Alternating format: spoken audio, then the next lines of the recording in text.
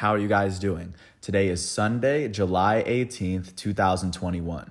I'm James Sims, and for this episode of The Elite, I'm going to review the Elite matchups and performances from yesterday, Saturday, July 17th, and of course, I'm going to preview everything that's going on today as we navigate through the world of sports one day at a time. Starting in the NBA, last night was Game 5 of the 2021 NBA Finals, and in this matchup, the Eastern Conference champs, the Milwaukee Bucks, were able to win Game 5 to take a 3-2 series lead after they lost the very first two games of the series. Now the Bucks are one win away from hoisting their first championship since Kareem Abdul-Jabbar was on the team, or when Lou Alcindor was on the team. The biggest difference would come in the middle two quarters. The Bucks would outscore the Suns by 19 points in the second quarter and by 7 in the third. For the Phoenix Suns in this matchup, their leading scorer was their elite starting shooting guard, Devin Booker. He finished with 40 points, 4 rebounds, 3 assists, and 2 steals in 42 minutes, as he shot 17 for 33 from the field, 2 for 4 from 3, and 4 for 5 from the foul line. Their elite starting point guard, Chris Paul, would finish with 21 points, 2 rebounds, and 11 assists in 35 minutes. He shot 9 for 15 from the field and a perfect 3 for 3 from the line. Their starting center, DeAndre Ayton, finished with 20 points and 10 rebounds alongside 2 blocks in 45 minutes. He shot 7 for 12 from the field and a perfect 6 for 6 from the foul line. For the Milwaukee Bucks in this matchup, their leading scorer was their elite starting power forward, multiple-time regular season MVP, Giannis Antetokounmpo. He would finish with 32 points, 9 rebounds, and 6 assists in 41 minutes, as he shot 14 for 23 from the field and 4 for 11 from the line. Their starting small forward, former Eastern Conference All-Star Chris Middleton, would finish with 29 points, 7 rebounds, and 5 assists in 44 minutes, as he shot 12 for 23 from the field, 3 for 8 from 3, and 2 for 3 from the foul line.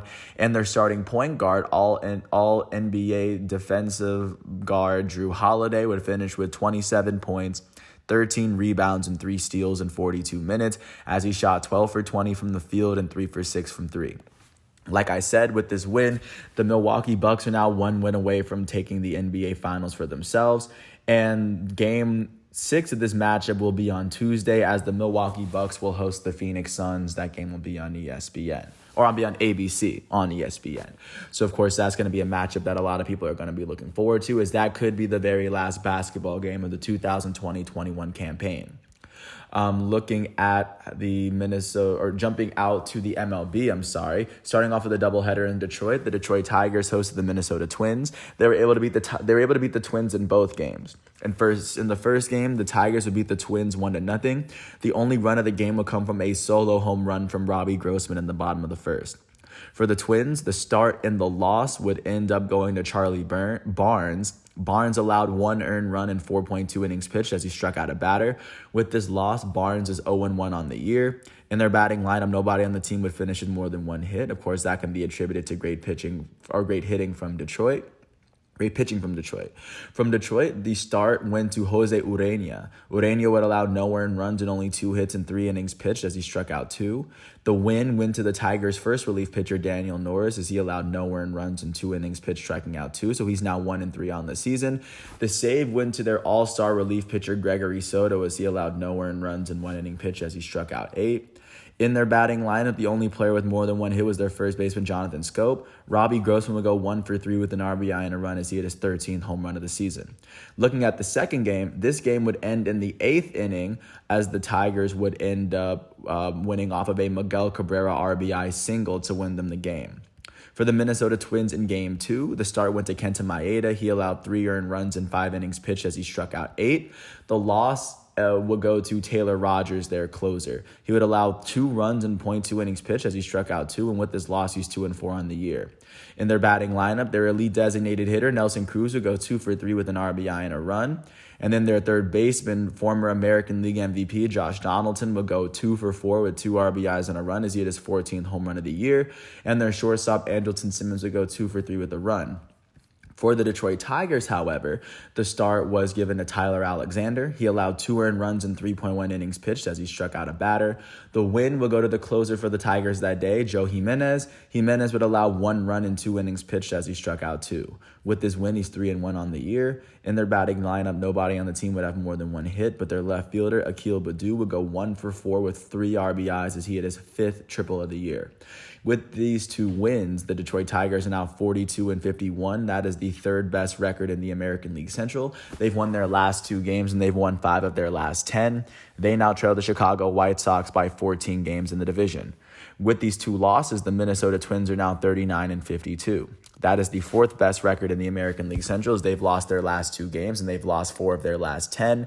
They now trail the Chicago White Sox by 16 games in the division. Jumping out to Oakland, the Oakland Athletics hosted the Cleveland Indians. In this matchup, the Indians would beat the Athletics 3-2. For the Athletics in this matchup, the start and the loss went to Frankie Montas. He allowed 2 earned runs in 6 innings pitched as he struck out 7. With this loss, he's 8-8 on the year. The only player on the A's with more than 1 hit was their right fielder, Seth Brown, as he went 2 for 4 on the day. For the Cleveland Indians, however, the start and the win went to Cal Quantrill. He allowed 1 earned run in 5 innings pitched as he struck out 5. With this win, he's 2-2 on the year. And the save would go to their closer on the day, James Karinchak. He would allow 1 earned run in 1 inning pitched, and with his save, he now has 10 on the year.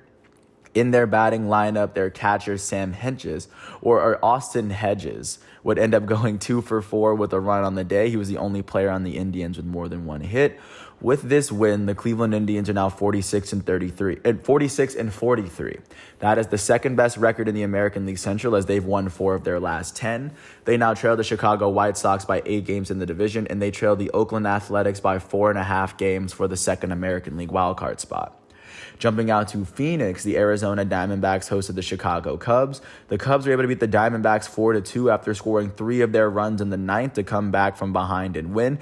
It would be Robinson Chirinos, who would tie the game at 2, and then Wilson Contreras' home run would put the Cubs up 2 and give them their 46th win of the year. For the Arizona Diamondbacks, the start went to Zach Gallen. He allowed 1 earned run in 5.2 innings pitched, striking out 7. The loss would go to the Arizona Diamondbacks closer, Joakim Soria. Joakim Soria would allow 3 earned runs in 1 inning pitch as he struck out a batter. That was his 2nd blown save of the year, and with this loss, he's 1-4 on the season. In their batting lineup, nobody on the team would finish with more than 1 hit, and for the Chicago Cubs, the start went to Adbert Alzolay. He allowed 2 earned runs in 5 innings pitched as he struck out 2. The win would go to their relief pitcher, Rex Brothers. His brothers allowed no earned runs in 1 inning pitch, striking out 2. And the save went to Craig Kimbrell. He allowed no earned runs in 1 inning pitch as he struck out 2. That would be his 21st save of the year. Their catcher, Wilson Contreras, went 3 for 4 with 2 RBIs and 2 runs as he hit his 14th home run of the year. He was the only player on the Cubs with more than 1 hit. And with this win, the Chicago Cubs are now 46-46. That is currently, looking at the National League Central at the moment, that is the 3rd best record in the division, as they have now won their last 2 games and they've won 4 of their last 10. They now trail the Milwaukee Brewers by 8 games in the division to give a sense of where the Cubs are. With this loss, the Arizona Diamondbacks are now 26-68. That is the worst record in the National League, as they've lost their last 4 games and 7 of their last 10. They now trail the San Francisco Giants by 33.5 games, as they now hold the worst record in the major leagues still. Jumping out to Philadelphia, the Philadelphia Phillies hosted their divisional rival, the Miami Marlins, and the Phillies were able to pull off a 4-2 win at home in the 10th inning off of a 2-run walk-off home run from JT Realmuto. For the JT Realmuto, by the way, a former Miami Marlin. For the Miami Marlins, the starting pitcher was Zach Thompson. He would allow 2 runs in 4 innings pitched as he struck out 2. The save would go to their closer, Yimi Garcia, as he allowed 2 runs in 0.1 inning pitched. With this loss, he's 3-7 on the year. In their batting lineup, their center fielder, Starling Marte, went 2 for 4 with a run, as he was the only player on the Marlins with more than 1 hit. For the Philadelphia Phillies, the start went to Vince Velasquez. He allowed no earned runs and only 1 hit in 5 innings pitched as he struck out 4. The win would go to the Phillies closer, Jose Alvarado. He would allow no earned runs in one inning pitch as he struck out one. With his win, he's 6-0 on the year. In their batting lineup, their center fielder, Travis Jankowski, would end up going 2 for 4 with a run. With this win, the Philadelphia Phillies are now 46-45. That is the second best record in the National League East, as they've won 7 of their last 10 games. They now trail the New York Mets by 2 games in the division. With this loss, the Miami Marlins are now 40-52. That is the worst record in the National League East, as they've lost 5 of their last 10. They hold at the moment, they are currently holding on to the third worst record in the major leagues right now, to give a sense of where they are sitting at the moment. But regardless, with this loss, they've now lost 5 of their last 10, and they now trail the New York Mets by 8.5 games in the division.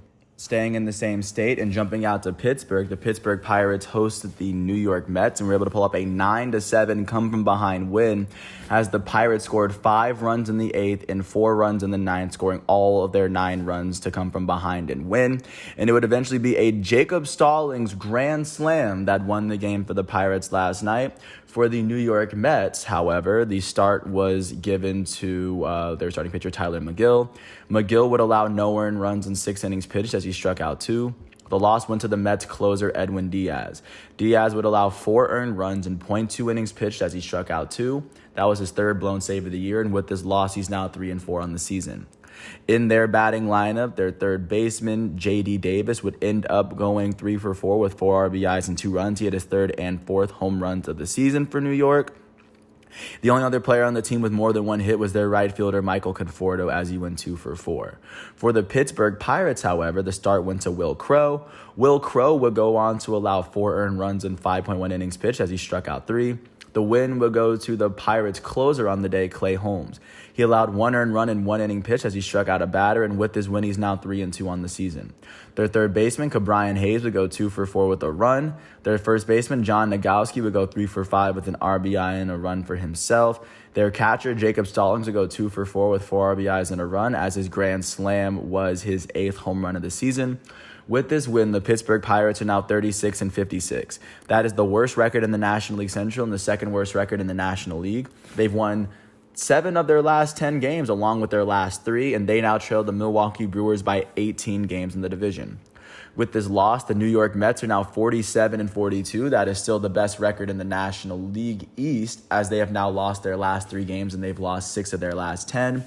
They now sit 2 games ahead of the second-place Philadelphia Phillies in the division, as they are holding on to the 3 seed in the National League playoff race. Jumping out to our nation's capital, the Washington Nationals hosted the San Diego Padres, and this game would actually in this game, the Padres would end up beating the Nationals 55-40. Or they would beat them 10-4 to pick up their 55th win of the season. For the Washington Nationals, the start and the loss went to Patrick Corbin. He allowed 6 earned runs in 5.1 innings pitched as he struck out 3. With this loss, Patrick Corbin is now 6-8 on the year. In their batting lineup, their second baseman, Alcides Escobar, would end up going 2 for 5. Their left fielder, Josh Harrison, would end up going 3 for 4 on the day with an RBI. And then for the San Diego Padres, the start went to their elite starting pitcher, former American League Cy Young winner Blake Snell. He allowed 4 earned runs in 4 innings pitched as he struck out 3. The win would go to the Padres' first relief pitcher on this day, who in this matchup was Craig Stammen. Stammen allowed no earned runs in 1 inning pitch. With this win, he's now 4-2 on the season. In their batting lineup, their left fielder, Tommy Pham, would go 3 for 3 with an RBI and 2 runs. Their elite shortstop, Fernando Tatis Jr., would end up going 4 for 5 with 2 RBIs and 2 runs. Their all-star first baseman, Jay Cronenworth, would go 2 for 4 with 2 RBIs. Their elite third baseman, Manny Machado, would go 3 for 4 with 2 RBIs and a run for himself. Their second baseman, Ha-Seong Kim, would end up going 2 for 5 with 2 RBIs. And then the Padres catcher, Webster Rivas, would end up going 2 for 5 with 2 runs.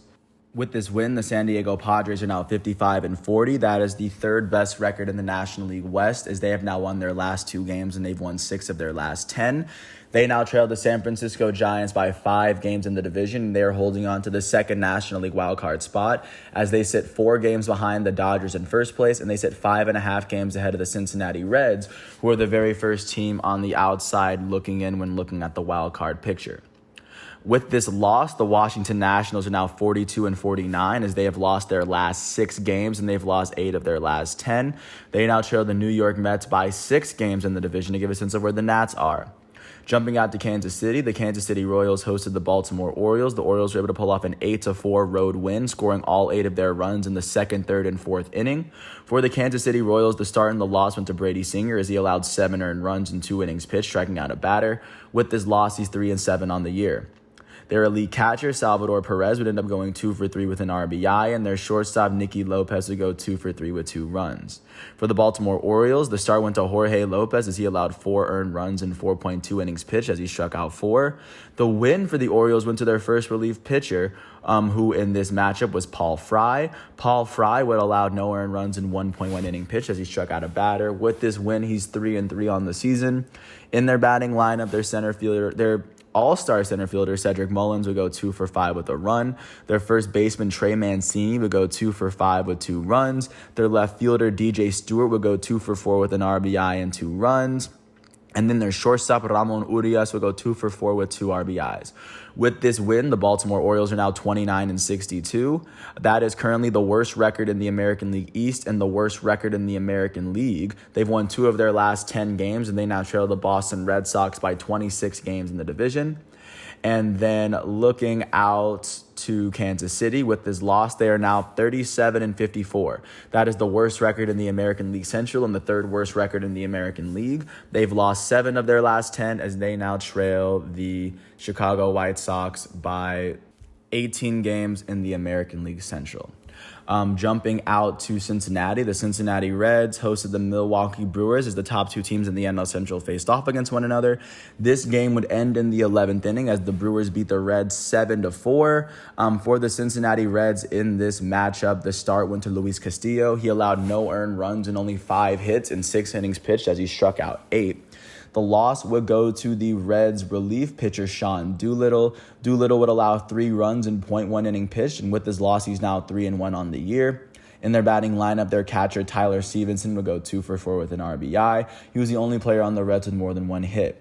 For the Milwaukee Brewers in this matchup, the start went to Brandon Woodruff, their all-star pitcher, as he allowed 2 runs in 5.2 innings pitched, as he struck out 8. The win went to the Brewers' closer for the day, who in this matchup was Yandel Gustave. Gustave would go on to allow 1 run in 2 innings pitched, as he struck out a batter. He would pick up his first blown save of the year, but with this win, he's now 1-0. In their batting lineup, their elite left fielder and former National League MVP Christian Yelich would go 2 for 5 with 2 RBIs and a run for himself. Their shortstop Willy Adames would go 3 for 6 with an RBI and 2 runs. Their first baseman Jace Peterson would go 2 for 5 with an RBI. And then their third baseman Luis Urias would end up going 2 for 6 with an RBI for himself. Not to mention that their pinch hitting catcher Tyrone Taylor would go 2 for 2 with a run.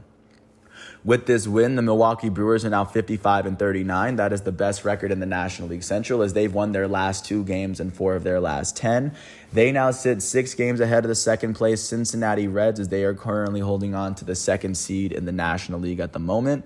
With this loss, the Cincinnati Reds are now 48-44. That is the 2nd best record in the National League Central, as they have now lost their last 2 games, and they've lost 4 of their last 10. They now trail the Milwaukee Brewers by 6 games in the division, and they trail the San Diego Padres by 5.5 games for the 2nd National League wildcard spot. Jumping out to St. Louis, the St. Louis Cardinals hosted the San Francisco Giants. The Cardinals were able to pull off a 3-1 home win, scoring 2 of their runs in the 6th inning to earn this win. For the San Francisco Giants, the start and the loss went to Anthony DeSclafani. He allowed 3 earned runs in 6 innings pitched, as he struck out 4. With this loss, he's 10-4 on the season. In their batting lineup, their second baseman, Donovan Solano, will go 2 for 4, and their third baseman, Wilmer Flores, will go 2 for 3 with a run. For the St. Louis Cardinals, the start and the win went to Kwang Hyun Kim. He allowed no earned runs and only 3 hits in 6 innings pitched, as he struck out 2. And then the save would end up going to Alex Reyes. He allowed no earned runs and only one inning pitch as he struck out one as he picked up his 21st save of the year. Their elite first baseman, Paul Goldschmidt, will go 3 for 4 with 2 RBIs and a run as he hit his 15th home run of the year. And their shortstop, Paul DeJong, will go 2 for 3. With this win, the St. Louis Cardinals are now 45-47. That is the 4th best record in the National League Central as they've won 5 of their last 10 games. They now trail the Milwaukee Brewers by 9 games in the division.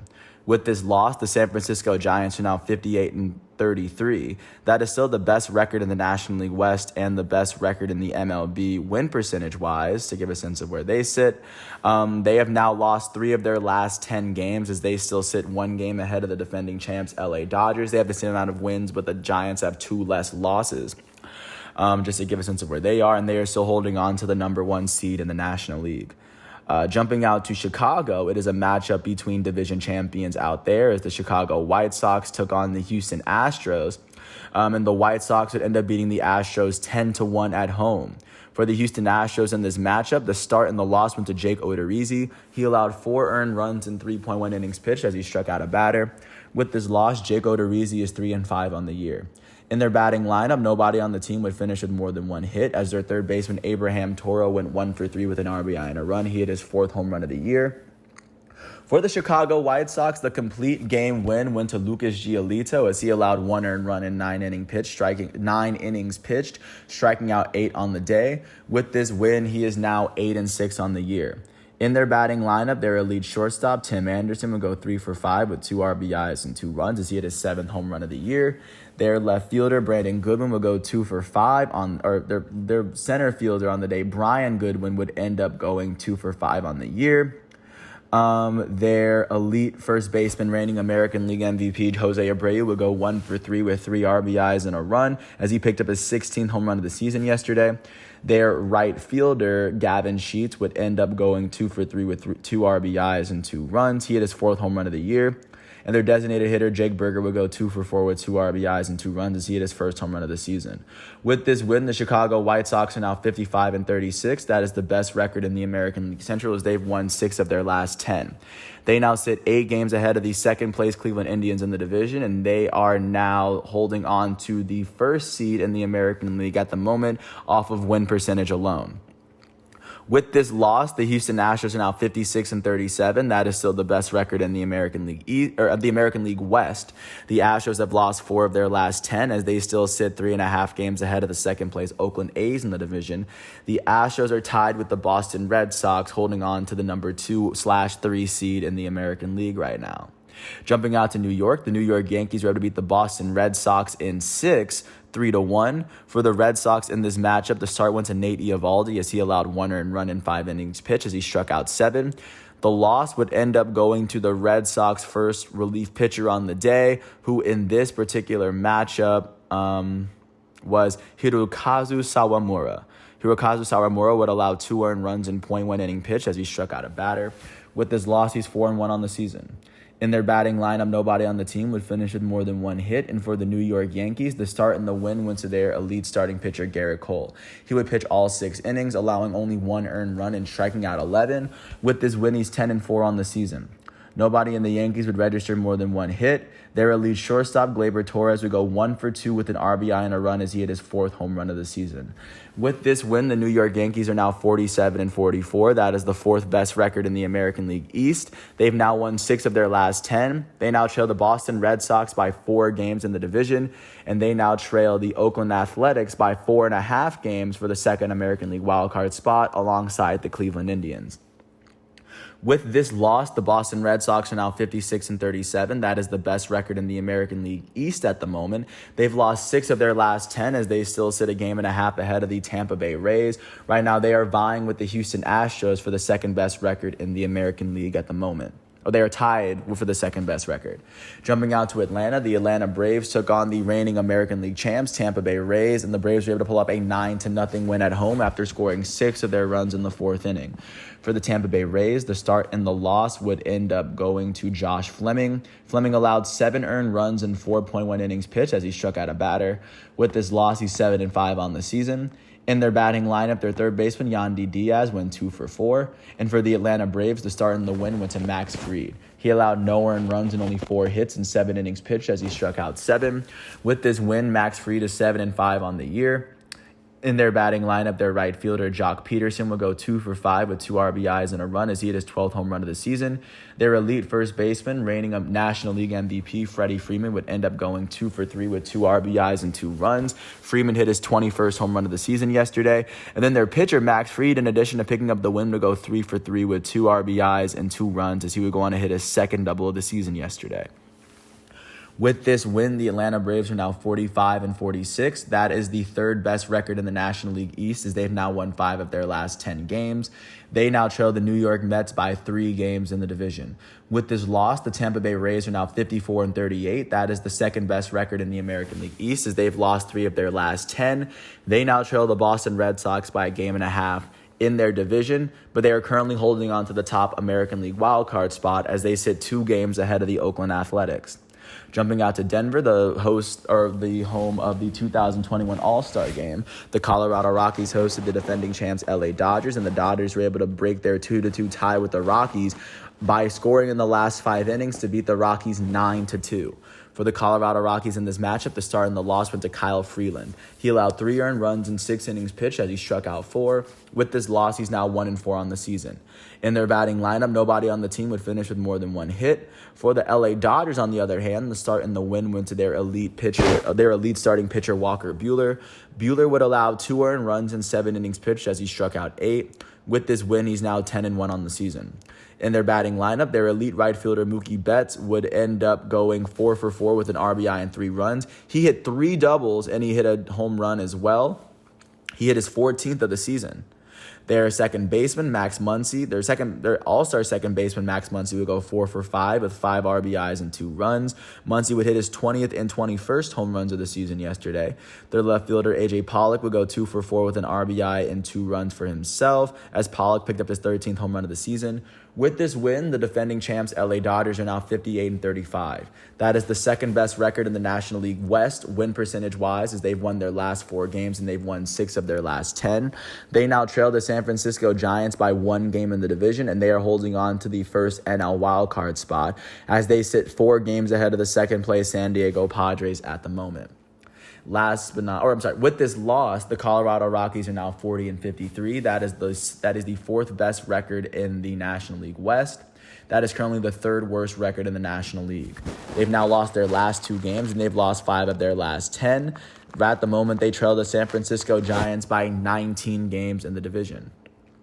Last but not least, actually jumping to the team that actually played in Los Angeles, the LA Angels hosted the Seattle Mariners and were able to pull up a 9-4 win at home to pick up their 46th win of the season and jump above 500.